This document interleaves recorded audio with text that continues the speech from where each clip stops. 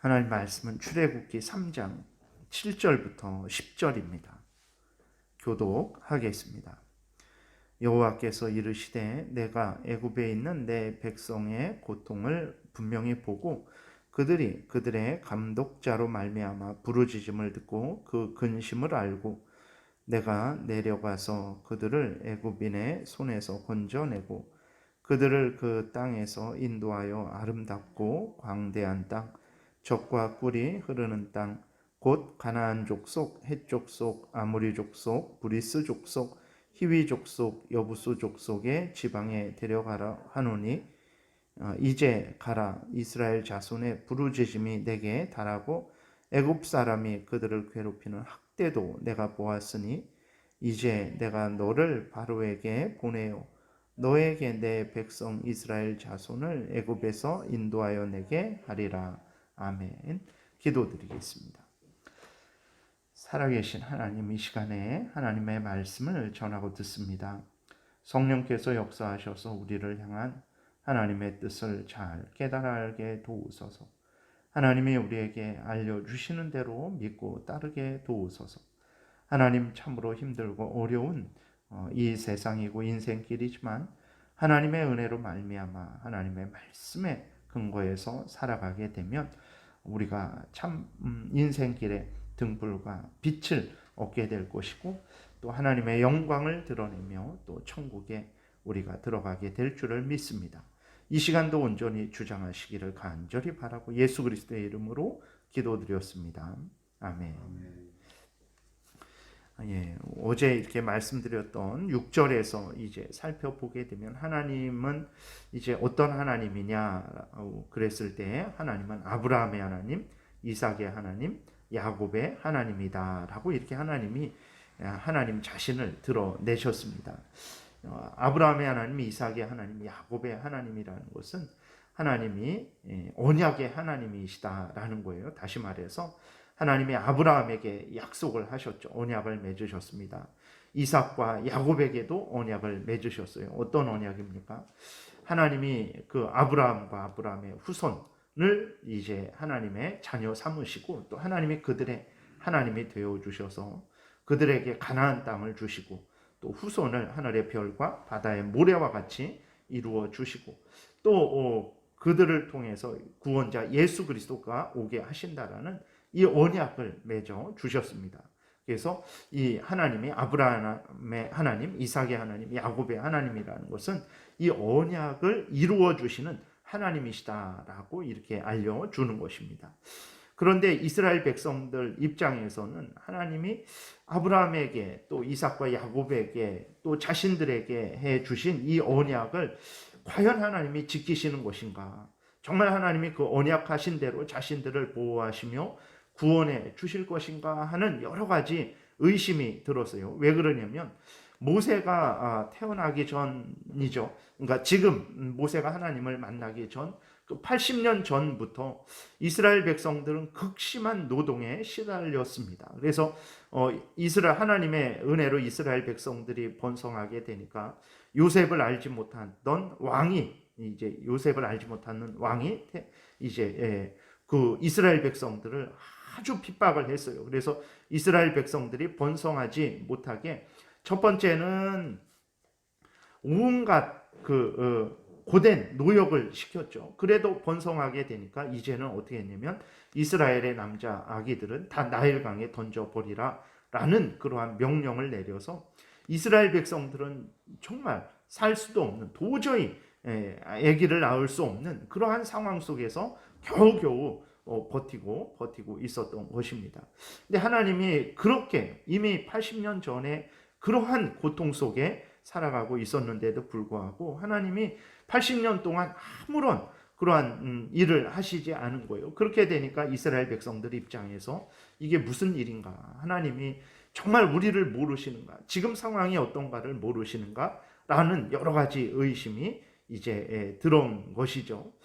그 이후로 이제 80년이 더 지났겠죠. 모세 태어나기 전부터 그랬으니까. 어쨌든 모세가 태어난 이후로 80년이 지나서 이제서야 하나님이 뭐라고 말씀을 하시냐면 이스라엘 백성들의 고통을 보셨다. 그 부르짖음을 들으셨다. 그들의 근심을 아셨다라고 이렇게 말씀을 하고 있어요. 어떻게 된 일인가? 하나님이 그 80년 전에 모세가 태어났을 때의 그 상황, 하나님이 모세를 특별하게 이 땅에 태어나시게 해주신 것을 이제 모세의 부모가 알았죠. 알아서 그 모세를 3개월 동안 목숨을 걸고 지켰지만 그 3개월 이상을 버틸 수가 없었어요. 그렇게 하나님이 특별히 보내주신 아기라는 것을 아는데도 3개월을 버티지 못할 정도로 그렇게 핍박이 심했는데 하나님이 그때에는 아무 말씀 안 하시고 거의 80년이 이제 더 지나서 하나님이 이제서야 이스라엘 백성들의 고통을 아신다라고 말씀하시는 것은 무슨 이유인가? 그랬을 때 그것을 우리 인간들은 하나님이 우리를 잊으셨다.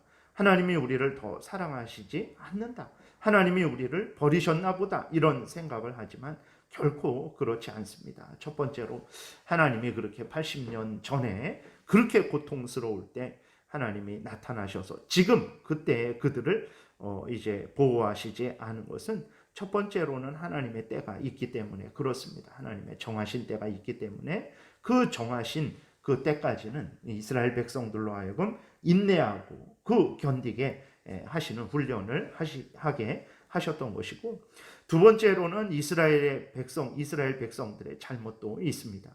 그 이스라엘 백성들이 모진 고통을 당하면서도 하나님께 부르짖지 않았어요. 그들은 하나님께 간절히 기도하지 않았습니다. 80년 동안 버티다가 도저히 견딜 수 없으니까 하나님 앞에 그때서야 그냥 이스라엘 백성들이 하나님을 언약의 하나님으로 인식하고 하나님의 은혜를 구했다라는 것을 우리가 기억을 해야 됩니다.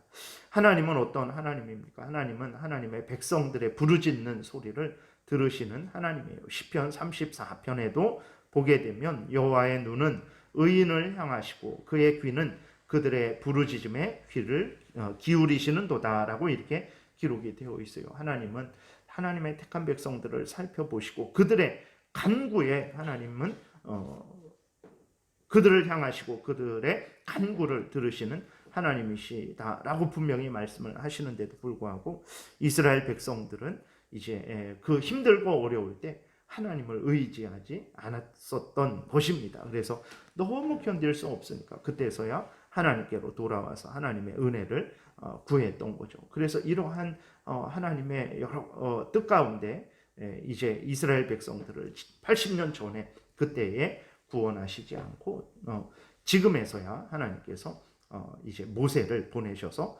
구원을 하시는 것이라는 것을 기억을 해야 됩니다. 그래서 우리들도 무슨 일이 있을 때 그때 당연히 우리가 인내하고 견뎌야 되죠. 그러나 정말 더 먼저 해야 될 일들은 살아계신 하나님 앞에 기도하는 일입니다. 하나님의 은혜를 구하고 도움을 구하고 하나님께서 역사하시기를 간절히 기도하는 거예요. 견디더라도 하나님께 기도하면서 견디는 것이지 하나님을 의지하지 않고 내 의지로 내 능력으로 그렇게 견디는 것이 아닙니다.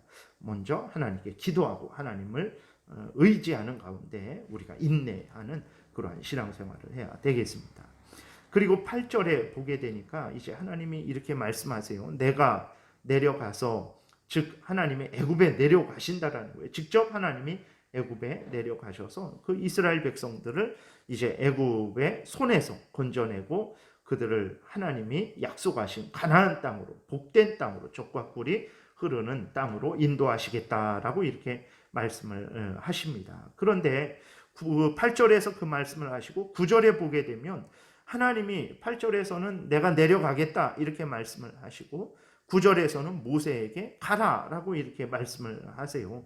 하나님이 직접 내려가시는데 왜 갑자기 모세를 보내시나 그랬을 때 우리가 모세를 보내신다고 해서 하나님이 애굽에 있는 이스라엘 백성들에게 내려가시지 않는 것이 아니라는 것을 기억을 해야 되는 것입니다. 10절에서도 우리가 보듯이 하나님은 모세를 보내시는데 너가 알아서 해라 그러시지 않았어요. 모세를 능력 있게 하시고 모세로 하여금 이스라엘 백성들을 인도하여 내는데 부족함 없도록 함께 해 주시겠다라는 그러한 약속을 하시는 것을 보게 됩니다. 8절에서 하나님이 내가 내려가겠다라고 말씀하시고 9절부터는 이제 모세에게 너가 내려가라 라고 이렇게 말씀을 하시는 것은 하나님은 모세가 없어도 이스라엘 백성들을 구원하실 수 있어요. 그런데 왜 하나님이 직접 하시지 않고 모세를 불러서 모세를 애굽에 내려 보내시는가? 이것은 하나님이 하나님의 일을 하실 때 우리에게, 하나님의 택한 백성들에게 하나님의 일을 할 수 있는 기회를 주시는 것이라는 것을 우리가 분명히 기억을 해야 되는 것입니다. 하나님께서 하나님의 택한 백성들, 그러나 택한 백성들의 본 모습은 어떤 자들입니까? 흙으로 만들어진 자들이에요. 하나님의 일을 할 수 없는 자들입니다. 그런데 하나님께서 그들을 하나님의 형상으로 만드시고 하나님의 뜻을 알게 하시고 하나님의 일에 동참할 수 있는 그 은혜를 내려 주신 것이라는 것을 우리가 기억을 해야 되는 것입니다. 모세는 하나님의 일을 할 자격이 없는 자죠. 그러나 하나님께서 이스라엘 백성들을 구원하시는 그 일, 우리 구주 예수 그리스도의 구원 역사를 이루는 그 일에 하나님께서 모세를 동참시키는 것이라는 것을 우리가 다시 한번 생각해야 되겠습니다. 오늘도 마찬가지입니다. 하나님이 왜 우리를 교회로 불러주셔서 직분을 주시고 각각에 맞는 사명을 주시고 그 사명들을 다 이루라고 하실까? 하나님께서 왜 우리를 가정을 이루게 하시고 그 가정에서 내가 맡은 역할을 하게 하실까? 하나님이 왜 우리에게 직장을 허락하시고 그 직장에서 또 내가 맡은 일을 하게 하실까? 그랬을 때 그것들은 하나님이 부족해서, 하나님이 능력이 없어서, 우리의 도움 없이는 아무것도 할 수 없어서 그러신 것이 아니라 우리로 하여금 하나님의 일에 동참케 하는 것이라는 것을 기억해야 됩니다. 교회에서 하나님이 직접 역사하실 수 있는 전능하신 하나님이시지만 하나님이 우리를 각각의 직분을 주셔서 그 일을, 하나님이 하실 수 있는 일을 우리에게 맡겨주셔서 하나님이 하실 수 있는 일을 우리가 하게 하신 거죠. 그래서 이것은 우리에게 너무나 큰 영광이고 너무나 큰 복이라는 것을 기억을 해야 됩니다. 대통령이 사람을 불러서 나와 함께 이 나라를 위해서 일하자고 할 때 그것을 얼마나 큰 영광으로 여기고 정말 자원해서 밤을 새면서 나라를 위해서 그 대통령이 맡겨준 일을 하는 것이 오늘 우리 모든 사람들의 보편적인 일이죠. 그러나 참 놀라운 것은 무엇이냐면 살아계신 하나님이 우리를 부르셔서 우리에게 일을 맡겨주셔서 그 하나님의 일을, 하나님의 영광을 나타내는 일을, 사람 죄인들을 구원하는 일을 동참케 하시는데, 하나님의 교회를 돌보는 일을 동참케 하시는데 우리 그리스도인들은 그것을 부담으로 여기고